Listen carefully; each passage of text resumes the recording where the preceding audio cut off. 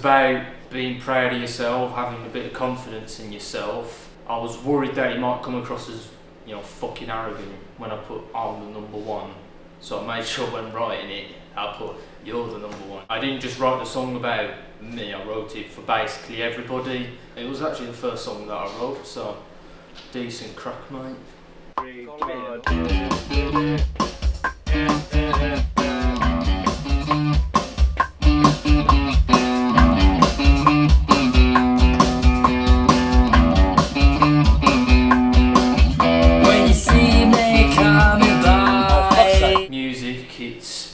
It's like my fucking religion, to be honest, mate.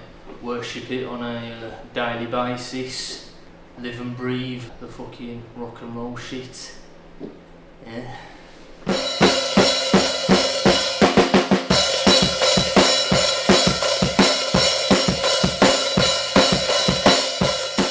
The process when I'm writing songs, I have to feel a certain emotion. Like, I can't write a happy song if I'm not happy. I can't write a sad song if I'm not sad, do you know what I mean? And I tend to write it based on experiences, because then I can relive the moment essentially. Yeah, that's basically my writing process. I'll get a fucking wig and I'll fucking super glue it to your head. Paintbrush and shove it up his arse. Fucking paintbrush. Whoa! Yeah! You got that, Aaron, go! My influences, just fucking good guitar music. Oasis, Stone Roses, Kasabian, Royal Blood. Not the shit that's out these days.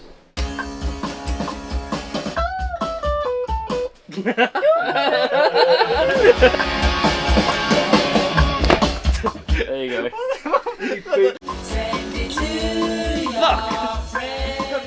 Recording for me, it's been alright, you know what I mean? I just sit back, do the vocals, just listen to what Reese has got to say. Oh, I need you to do this. Oh yeah, sure mate, decent.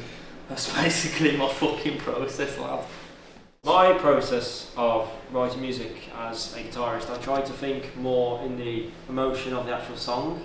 If a song is in minor, so if it's quite sad, I tend to write in more melodic type of feel. If it's more upbeat songs or more happy feeling, I will tend to go more towards that route. It all depends, especially when writing more stuff like solos. I need to get a feel for the emotion of the songs, and that's what songs like Number One or Ice in Your Veins or Man of Tomorrow are more like. They're very emotional songs, especially with Love Kills. That's a very emotional song too. Oh, that's a sick one, I swear. Playing those songs live, especially Number One and Man of Tomorrow, I enjoy playing those songs live because they're very enjoyable. They're very, if I know the word vibey, I'll give you that. They're very upbeat songs. When you transition to a song like Love Kills, it's a lot more slower. It kind of puts the vibe slowed down a little bit, which is good to have most of the time. See, That's with really Ruben, good, he'll say yes, and then someone will just go. It'll be the days in court. Yeah. We've been expecting you, you cunt. Laugh of a vocalist, eh? Shit one, by the way. So when it comes to writing my bass parts, I take a lot of influence from the music that I've grown up with. So a lot of like Green Day, like Mike Durst's bass lines, I'll try and add something from that, you know, from how because I'm self-taught, so I'd kind of take little bits here and there from what I know and try and like make it fit. And a lot of the time it is just kind of following along the rhythm, adding little flourishes here and there just to try and make it a bit more interesting. As long as there's a hole for my pole. You now, I wonder who's got you now. Yeah, that's fine with me.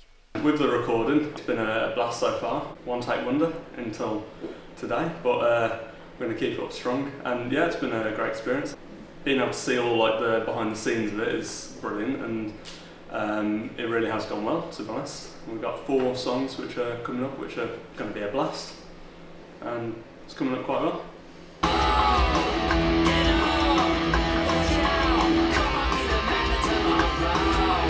I would say I found today pretty eye-opening because over the last few years I haven't actually had a chance to record properly in the studio. Even though I've been in bands since I was 15, I haven't actually recorded a lot. Having Reese mass produced stuff has been very helpful, and that we've been able to make a lot of progress.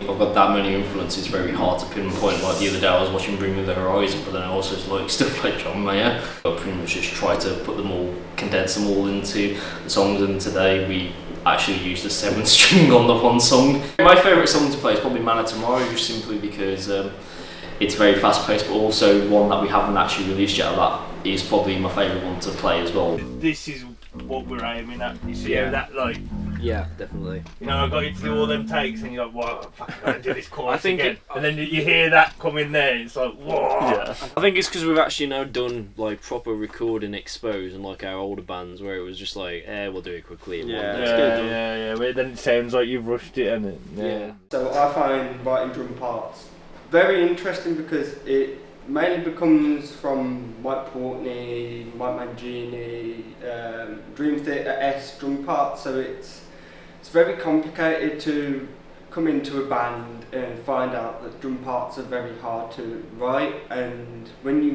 can write your own drum parts, it's very nice and easy to get along with it and very exhilarating.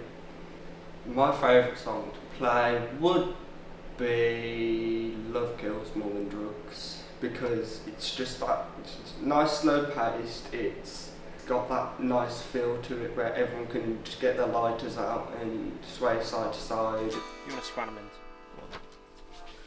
Recording I found not so difficult as I've done it in the past, so it's kind of a norm for me, but it's been very fun with the new lot, knowing how what their skill level is with recording, knowing how they record, has made this situation a lot easier to kind of develop myself. Pick up the guitar and get up now. Save rock and roll! That's like a lot of like Mike Jones from Green Day. Yeah, do that again. You know, it might be the case that you guys might need to leave. What was the question again? Honestly, I might need you guys to leave because I ain't going to be able to do this otherwise. I take a lot of influences from the music that I've grown up with. Fuck you. Fuck's sake. One of those Wolfen songs.